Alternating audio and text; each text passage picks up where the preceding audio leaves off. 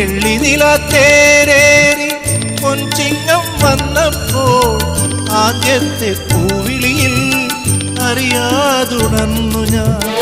ജന്മപുണ്യമായി കൈവരും സ്വപ്നമായി തുമ്പിലയും നീർത്തിവച്ച് നോറ്റിരുന്നു ഞാൻ.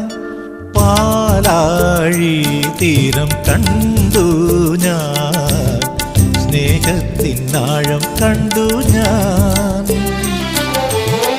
പൂച്ചെണ്ടിനു കൈ നീട്ടി പൂക്കാലം വരവേറ്റു, ഒരു സ്വർഗാരാമം നീളെ കൈ വന്നു.